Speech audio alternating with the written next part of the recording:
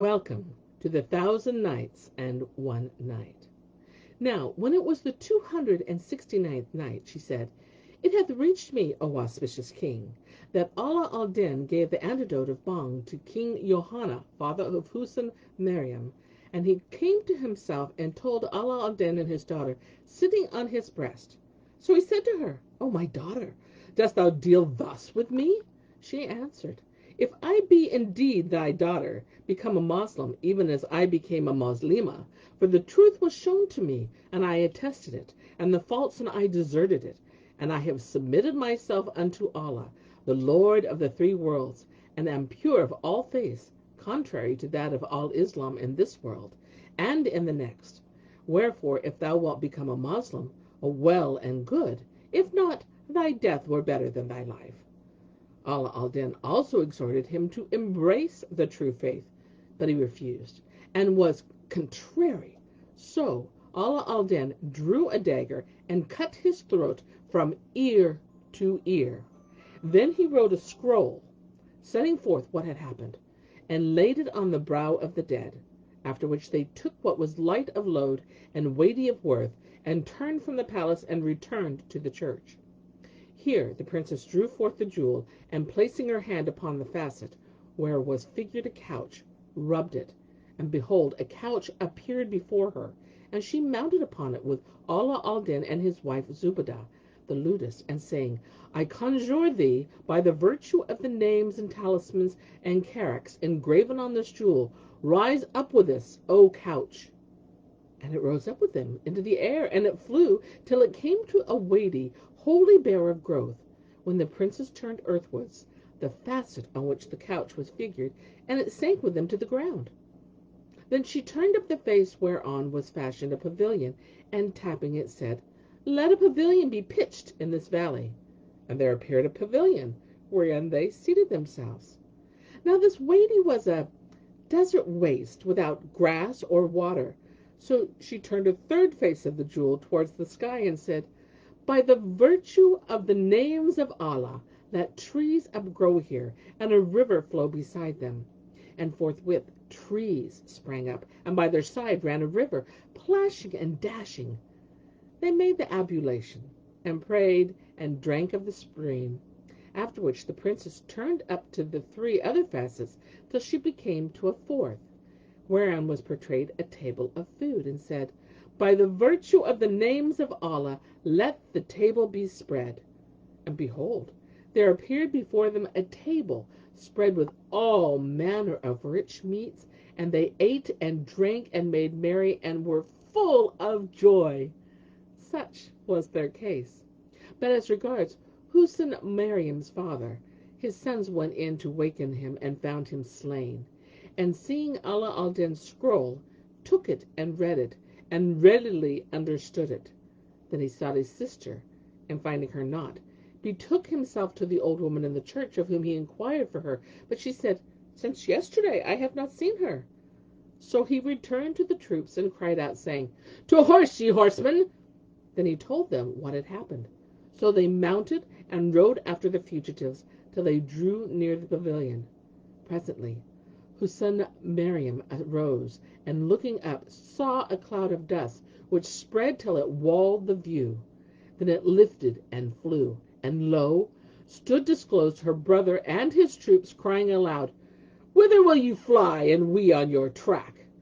Then said she to Allah al-Din, Are thy feet firm in fight? He replied, Even as the stake in bran, I know not war, nor battle, nor swords, nor spears. So she pulled out the jewel, and rubbed the fifth face, that on which were graven a horse and his rider.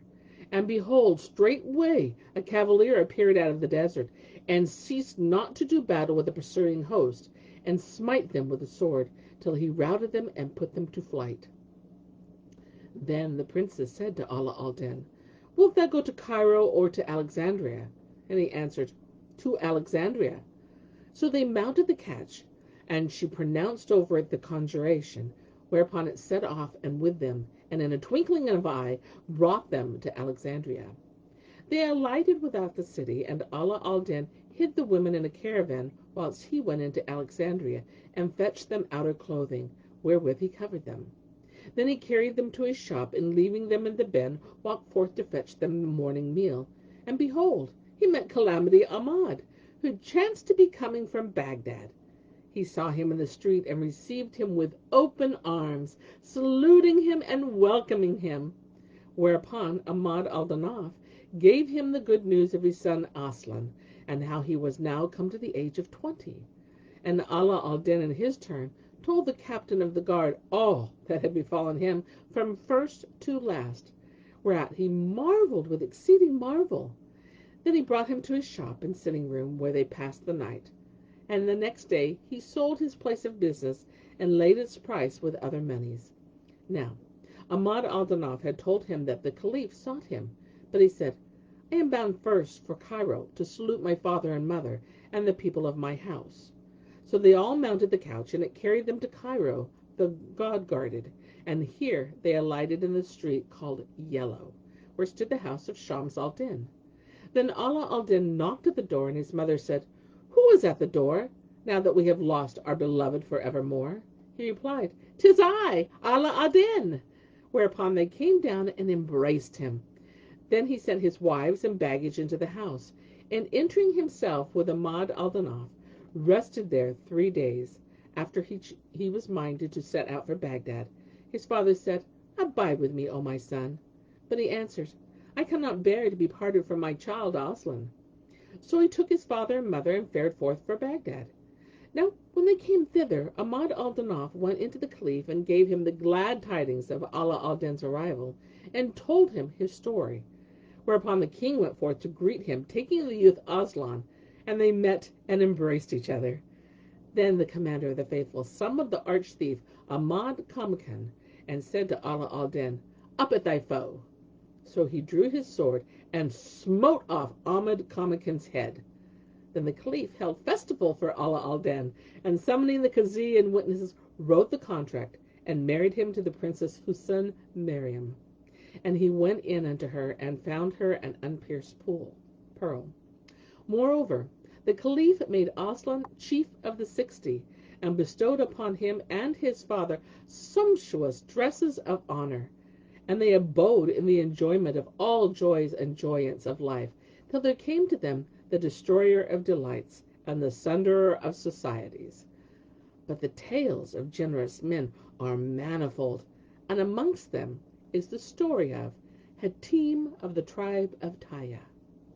It is told of Hatim of the tribe of Tayy that when he died, they buried him on the top of a mountain, and set over his grave 2 troughs hewn out of 2 rocks, and stone girls with disheveled hair. At the foot of the hill was a stream of running water, and when wayfarers camped there, they heard loud cries and keening in the night from dark till daybreak. But when they arose in the morning, they found nothing but the girls carved in stone. Now when Zul-Qura'ah, king of Himyar, going forth of his tribe, came to that valley, he halted to pass the night there. And Shahrazad perceived the dawn of the day, and ceased her permitted say.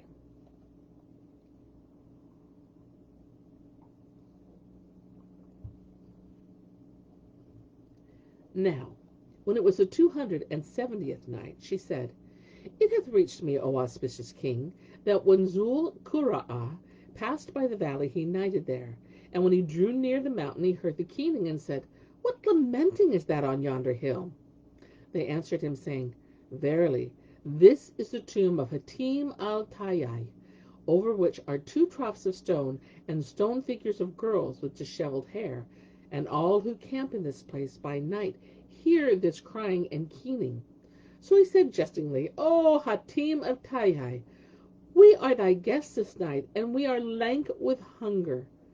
Then sleep overcame him.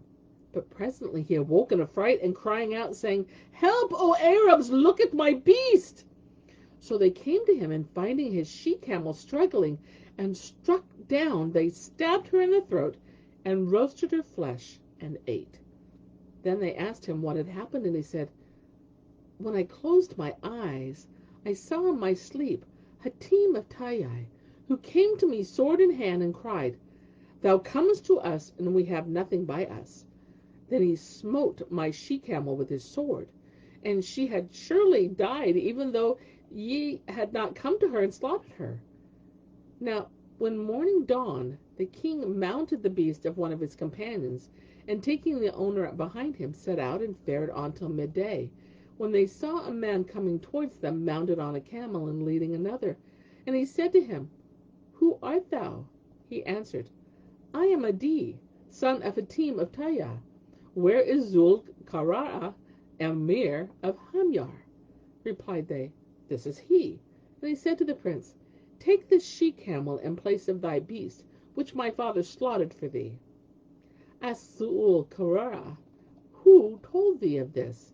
And Adi answered, My father appeared to me in a dream last night, and said to me, Hark, Adi, Zul-Qarara, king of Himyar, sought the guest right of me, and I have naught to give him, slaughtered his she-camel that he might eat. So do they carry him a she-camel to ride, for I have nothing. And Zul-Qarara took her, marveling at the generosity of Hatim of Tayah, alive and dead. And amongst instances of generosity is the tale of Ma'an, the son of Zaidah. It is told of Ma'an bin Zaidah that being out one day a chasing and a hunting, he became athirst, but his men had no water with them. And while thus suffering, behold, 3 damsels met him bearing 3 skins of water. And Shahrazad perceived the dawn of the day, and ceased to say her permitted say. And now, when it was the 271st night, she said, It hath reached me, O auspicious king, that 3 girls met him bearing 3 skins of water. So he begged drink of them, and they gave him a drink. Then he sought of his men somewhat to give the damsels, but they had no money. So he presented to each girl 10 gold-piled arrows from his quiver. Whereupon quoth one of them to her friend, Well a day! These fashions pertain to none but Ma'an bin Zaidah. So let each one of us say something of a verse in his praise. Then quoth the first, He heads his arrows with piles of gold, and while shooting his foes in his bounty doled, affording the wounded a man a means of cure, and a sheet for the biter beneath the mold. And quoth the second, A warrior showing such open hand, his boons all friends and all foes enfold. The piles of his arrows are made, so that the battle of his bounty may not withhold. And quoth the third, From that liberal hand on his foe he rains, shafts headed and manifold, wherewith the hurt shall chirurgeon pay, and for slain the shrouds round their corpses rolled. And there is also a tale told of Ma'an, son of Azidah, and the Badawi. Now Ma'an bin Zaidah went forth one day to the chase with his company, and they came upon a herd of gazelles, so they separated in pursuit, and Ma'an was left alone to chase one of them. When he had made prize of it, he alighted and slaughtered it, and he was thus engaged, he espied a person coming forth out of the desert on an ass. So he remounted, and riding up to the newcomer, saluted him, and asked him, Whence comest thou? Quoth he, I come from the land of Kuzia, where we have a 2 years' dearth, but this year it was a season of plenty, and I sowed early cucumbers. They came up before their time, so I gathered what seemed the best of them, and set out to carry them to the emir Ma'an bin Zaidah, because of his well-known beneficence and notorious munificence. Asked Ma'an, How much dost thou hope to get of them? And the Badawi answered, 1,000 dinars. Quoth the emir, What if he say, This is too much? Said the Badawi, Then I will ask him for 500 dinars. And if he say too much, then 300. And if he say yet too much, then 200. And if he say yet too much, then 100. And if he say yet too much, then 50. And if he say yet too much, then 30. And if he say still too much, asked Ma'an bin Zaidah, answered the Badawi, I will make my ass set his 4 feet in his honor's home, and return to my people disappointed and empty-handed. So Ma'an laughed at him, and urged his steed till he came up with his suit, and returned to his place, when he said to his chamberlain, And there came to thee a man with cucumbers, and riding on an ass, admit him to me. Presently up came the Badawi, and was admitted to Ma'an's presence, but knew not the Emir for the man he had met in the desert, by reason of the gravity and majesty of his semblance, and the multitude of his eunuchs and attendants, for he was seated on his chair of estate, with his officers ranged in lines before him and on either side. So he saluted him, and Ma'an said to him, What bringeth thee, O brother of the Arabs? Answered the Badawi, I hope in the Emir, and have brought him curly cucumbers out of season. Asked Ma'an, And how much dost thou expect of us? 1,000 dinars, answered the Badawi. This is far too much, quoth Ma'an. Quoth he, 500, too much. Then 300, too much. 200, too much. 100, too much. 50, too much. At last the Badawi came down to 30 dinars. Ma'an still replied, too much.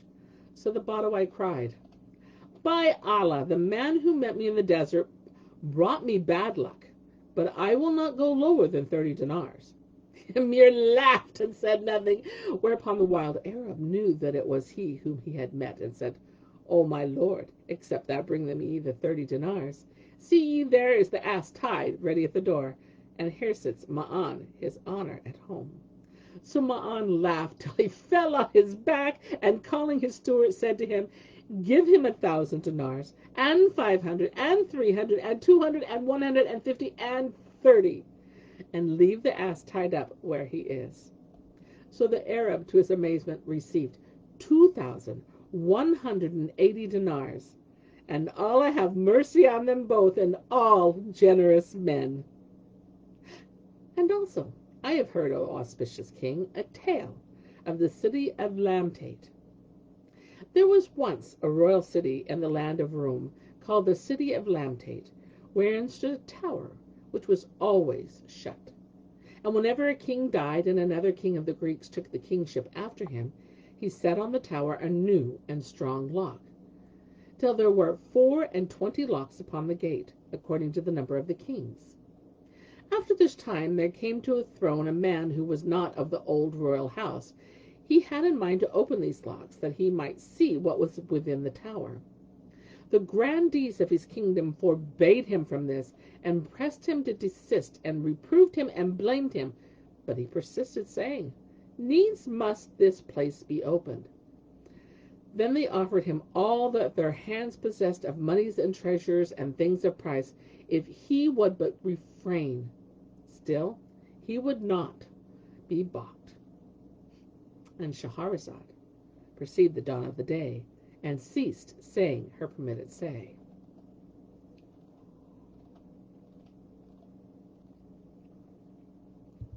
Now, when it was the 272nd night, she said, It hath reached me, O auspicious king, that the grandees offered that king all their hands possesses of monies and treasures, if he would but refrain.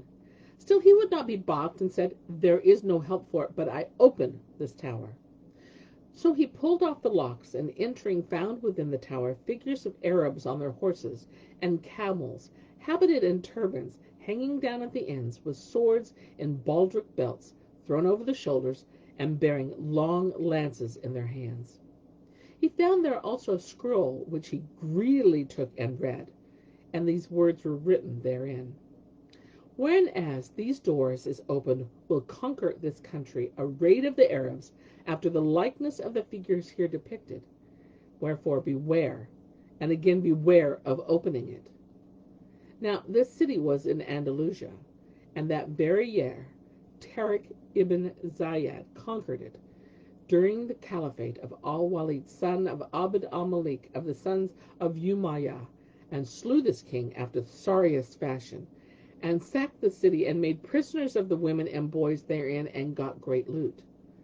Moreover, he found there immense treasures, amongst the rest more than 170 crowns of pearls and jacinths, and other gems of price. And he found a saloon, wherein horsemen might throw the spears, full of vessels of gold and silver, such as no description can compromise.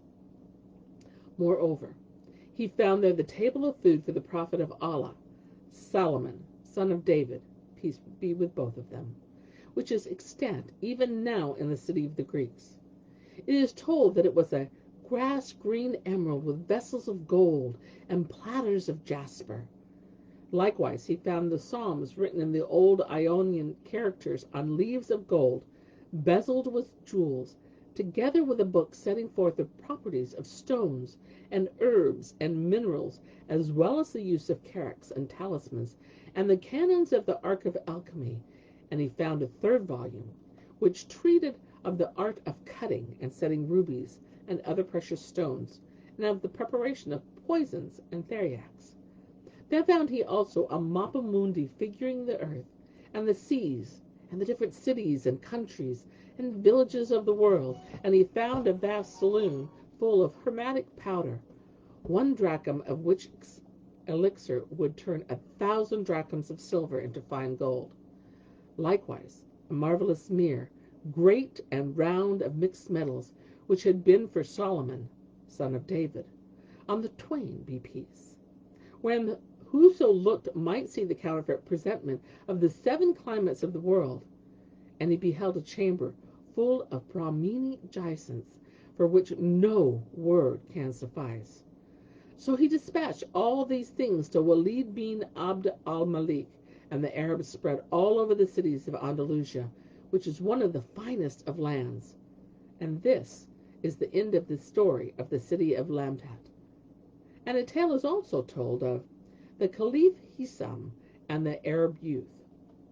The Caliph Hisam bin Abd al-Malik bin Marwan was hunting one day, when he sighted an antelope, and pursued it with his dogs. As he was following the quarry, he saw an Arab youth pasturing sheep, and said to him, "Ho, boy, up and after yonder antelope, for it escapeth me."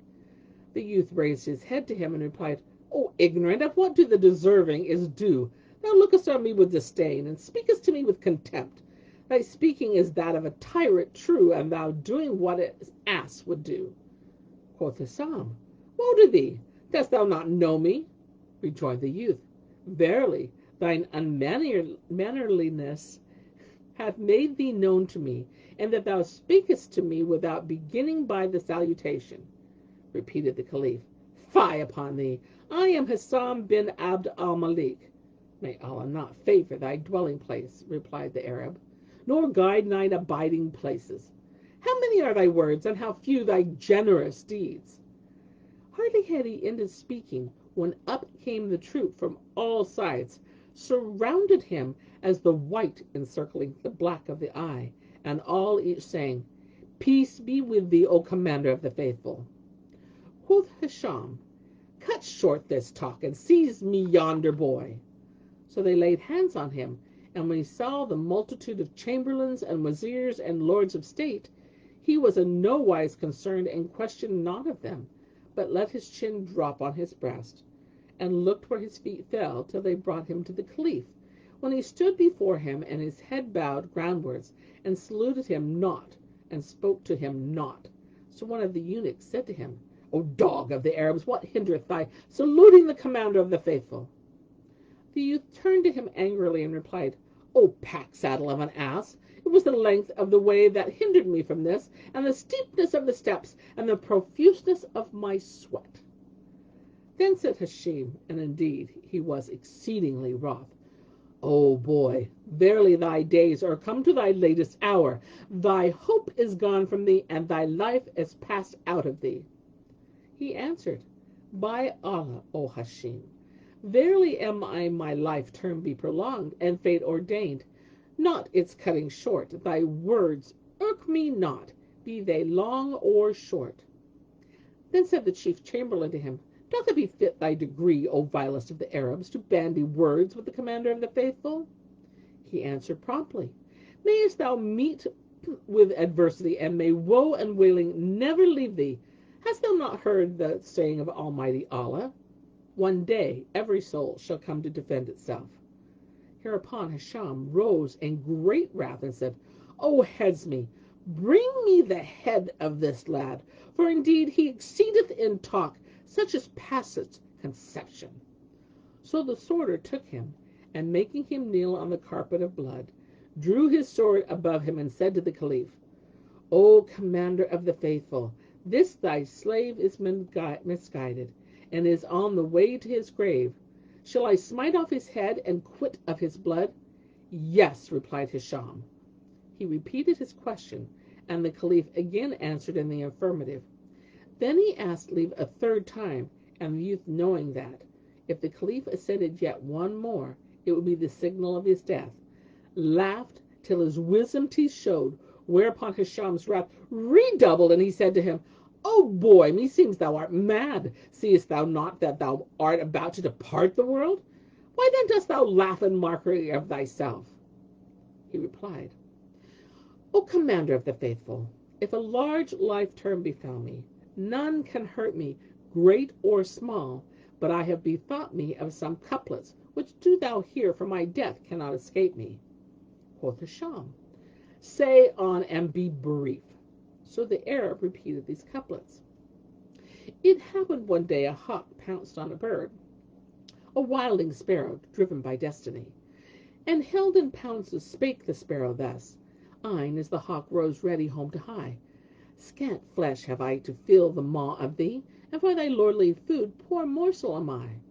Then smiled the hawk in flattered vanity and pride, so set the sparrow free to fly. At this Hisham smiled and said, By the truth of my kinship to the Apostle Allah, whom Allah bless and keep, had he spoken this speech at first and asked for aught except the caliphate, verily I would have given it to him. Stuff his mouth with jewels, O eunuch, and treat him courteously. So they did as he bade them, and the Arab went his way. And amongst pleasant tales is that of Ibrahim bin al-Mahdi and the Barber Surgeon. They related that Ibrahim, son of al-Mahdi, brother of Harun al-Rashid, when the caliphate devoted to al-Ma'mun, the son of his brother Harun, refused to acknowledge his nephew, and betook himself to Rai, where he claimed the throne and abode thus a year and 11 months and 12 days. Meanwhile his nephew al-Ma'mun awaited his return to allegiance and his accepting a dependent position, till at last, despairing of this, he mounted with his horsemen and footmen and repaired to Rai to request of him. Now when the news came to Ibrahim, he found nothing for it but to flee to Baghdad and hide there, fearing for his life. And Ma'mun set a price of 100,000 gold pieces upon his head, to be paid to whoso might betray him. Quoth Ibrahim, When I heard of this price, I feared for my head. And Shahrazad perceived the dawn of the day, and ceased to say her permitted say. And so do I cease my tale for the day, until it be morrow.